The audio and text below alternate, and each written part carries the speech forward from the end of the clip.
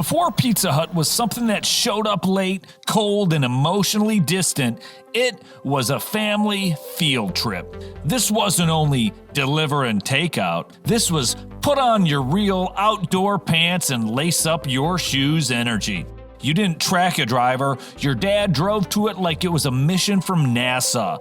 This wasn't pizza to go. You walked in knowing damn well this was going to take 45 minutes to an hour, and nobody cared. You weren't asking, is this gluten-free? You were asking, are we getting a pitcher? The answer, yes, chef.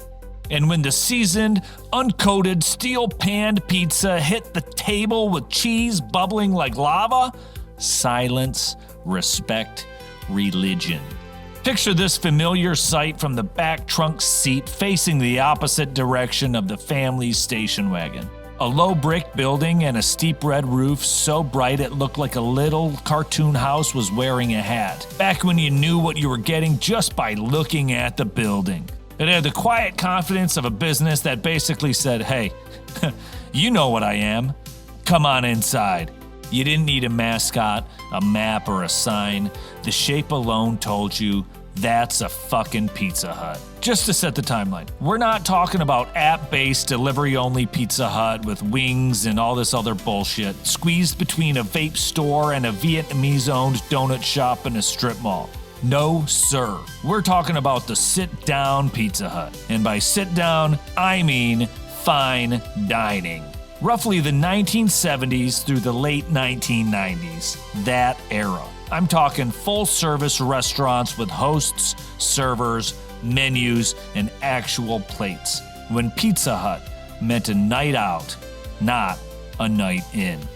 If you're watching this, you know exactly what the inside looked like. Red translucent plastic cups that somehow made soda taste better. Heavy booths that felt like they were bolted directly into the earth. Once you slid in, you lived there now. Low, warm lighting under stained glass style lamps that made you feel like you were eating inside a pool hall. All orange and amber and fancy for a pizza place.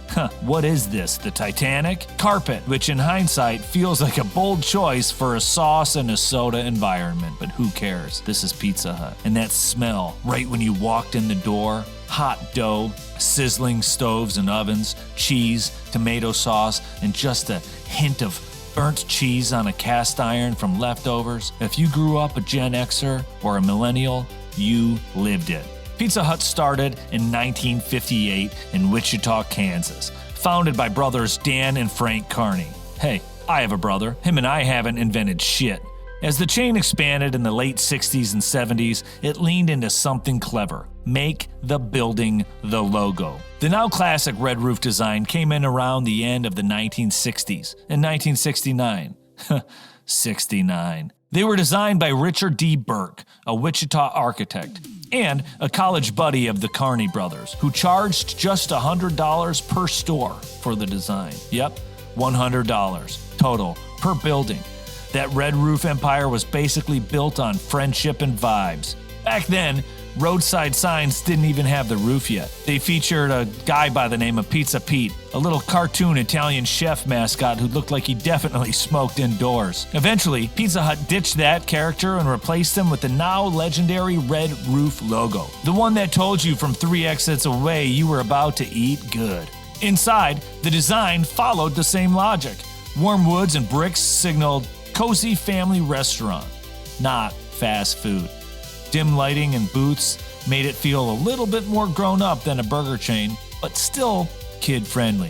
For a long time in history, pizza itself still felt like a special outing, more event than errand. It felt fancy without actually being fancy. You could eat with your hands, but the building gently suggested you should behave.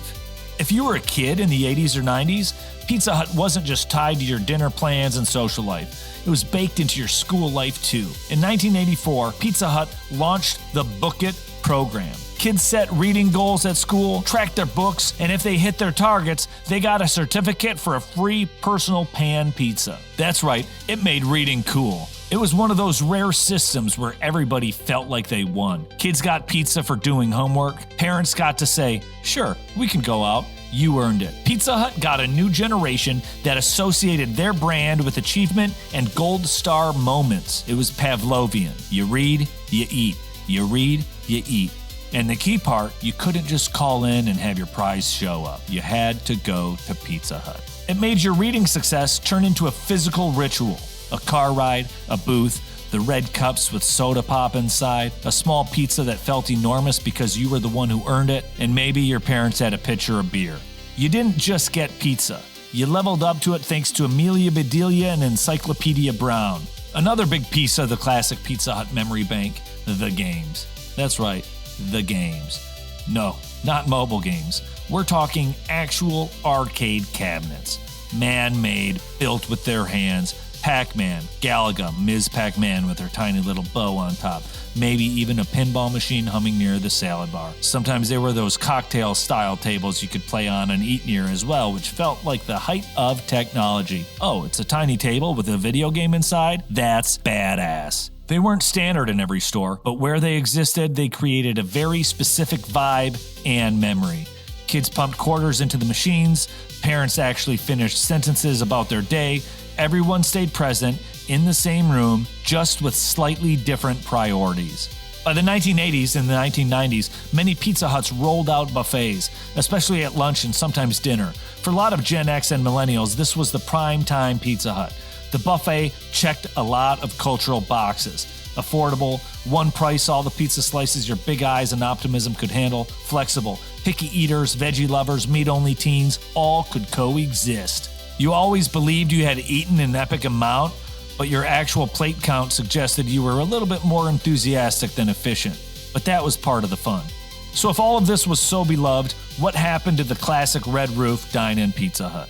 Delivery took over. Starting in the 1980s and really accelerating in the 1990s and 2000s, pizza shifted from a dine-in meal to the ultimate delivery food. Competing chains built their entire identity on, we bring it to you fast, and expectations changed, such as Domino's Pizza offering free delivery if it wasn't delivered in 30 minutes or less. Real estate got expensive. Those standalone red roof buildings took up a lot of land and cost more to operate. Heating, cooling, staffing a full dining room, a giant parking lot, all of that added up in a way a smaller delivery and takeout focused store didn't. Time got tighter. Family schedules filled up with sports, lessons, activities, and eventually screens. An hour plus in a booth shifted from a normal family outing to, we really don't have time for this. Corporate strategy shifted. The brand leaned harder into delivery and carryout, opening smaller locations and strip centers, downsizing or closing many dine-in restaurants, and redesigning the brand around speed and convenience. It wasn't that people stopped liking pizza, they just stopped building their night around sitting down for it. When those classic Pizza Hut restaurants closed, most of them didn't vanish. They did something stranger. They changed jobs. Now if you drive around long enough, you'll spot them like an artifact from a lost civilization. It's become a low-key game for Gen Xers and millennials. Once you've been printed on that shape, you can't unsee it. You drive past and think, yeah, that used to be a Pizza Hut. The architecture has turned into a kind of accidental nostalgia landmark, roadside proof that your childhood really did happen. The red roof you spotted from the road, the smell that hit you as soon as you opened the door, the muted clink of the red plastic cups, the soft thud of a heavy pan on the table, the glow and soft sound of a Pac-Man machine in the corner by the entrance. The more simple era when the only gossip you heard about people was from the town won over. And that's why, even today, one glimpse of a familiar roofline can quietly teleport a Gen Xer or millennial to the back booth they haven't sat in for decades. Some buildings disappear, but some memories and some silhouettes stick around forever.